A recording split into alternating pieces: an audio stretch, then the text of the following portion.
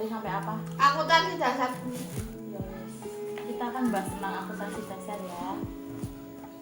Sebelumnya saya akan menyampaikan tujuan pembelajaran terlebih dahulu.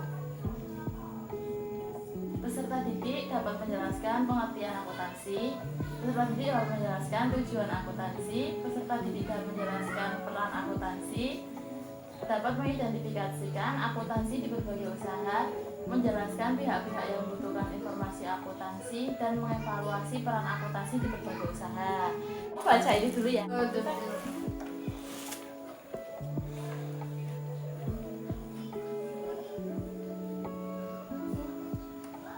Udah belum? Udah. Ada yang ditanyakan nggak? Oke, tak jelasin sedikit ya. Jadi akuntansi itu berasal dari bahasa Inggris yaitu account, yang berarti memperhitungkan atau mempertanggungjawabkan, dan kata accountancy berasal dari hal-hal yang bersangkutan dengan suatu yang dikerjakan oleh akuntansi. Itu akuntansi. Terus tujuan akuntansi itu membuat keputusan dan menyangkut penggunaan kekayaan yang terbatas untuk menetapkan tujuan. Jadi kalau kita ingin menetapkan tujuan harus melihat dari akuntansinya dulu, apakah keuangan perusahaan itu menurun atau naik. Jadi kita bisa menentukan keputusan-keputusannya. Terus mengarahkan dan mengontrol secara efektif sumber daya manusia dan faktor produksi lainnya, memelihara dan melaporkan pengumuman terhadap kekayaan, membantu fungsi dan pengawasan sosial. Itu tujuan akuntansi.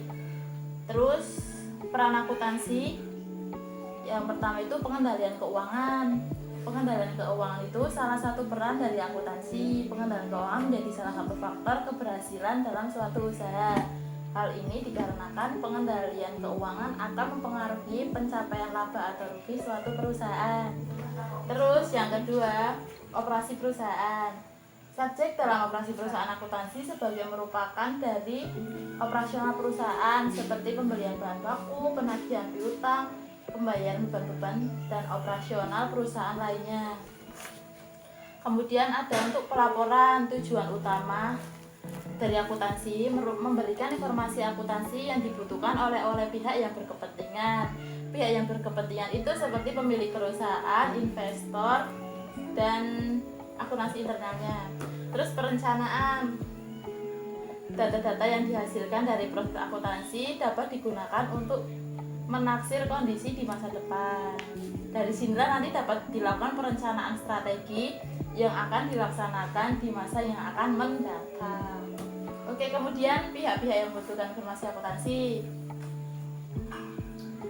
Informasi akuntansi digolongkan menjadi 3, yaitu informasi operasi, informasi akuntansi manajemen, dan informasi akuntansi keuangan. Informasi akuntansi disusun dalam bentuk yang sesuai dengan tujuan agar mudah dipahami oleh pihak-pihak yang memerlukannya. Terus kemudian pihak-pihak yang membutuhkan akuntansi itu investor dan calon investor.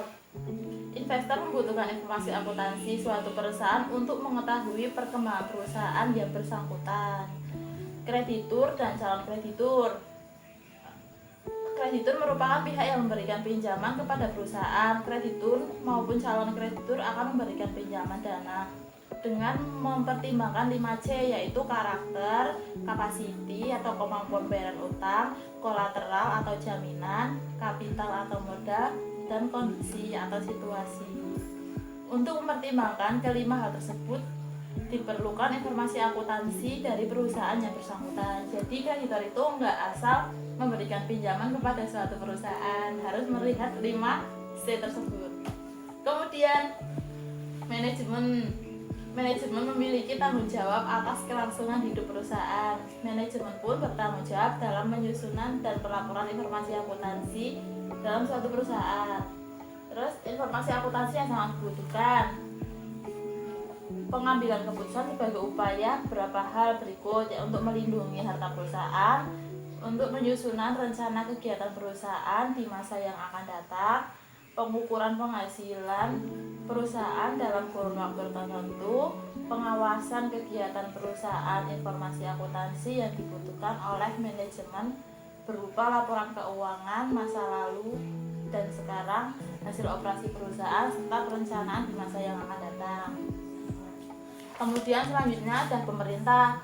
Pemerintah membutuhkan akuntansi untuk pembayaran pajak ditanggung oleh perusahaan, ketaatan perusahaan terhadap peraturan-peraturan yang ditetapkan tentang pemberian upah minimum regional, dan penetapan kebijakan tertentu.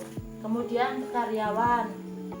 Karyawan perusahaan membutuhkan informasi akuntansi berkaitan dengan kepentingan mereka, yaitu besarnya upah sesuai dengan kontribusi yang telah mereka berikan kepada perusahaan. Makanya kan sekarang ada UMR. Nih, mana? Ini oke, kita bahas ya.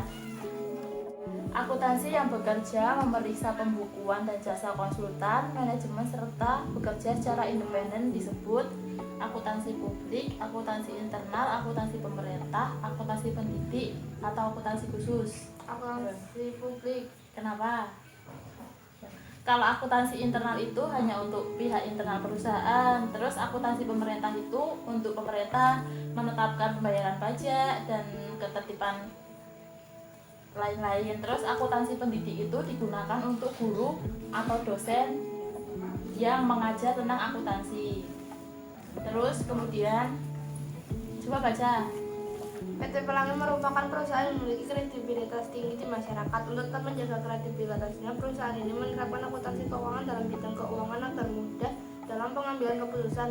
Karyawan yang melakukan tugas di bidang akuntansi tersebut berprofesi sebagai Apa? akuntansi intern. Ya. Kenapa nggak akuntansi pemerintah? Karena pemerintah hanya untuk menetapkan pajak. Dan pertemuan kali ini besok nanti kita bahas tentang itu ya, materi jurnal penyesuaian. Oke. Sekian dari saya. Apabila belum paham atau gimana boleh tanyakan lagi ya. Sekian dan terima kasih. Wassalamualaikum warahmatullahi wabarakatuh. Waalaikumsalam warahmatullahi wabarakatuh.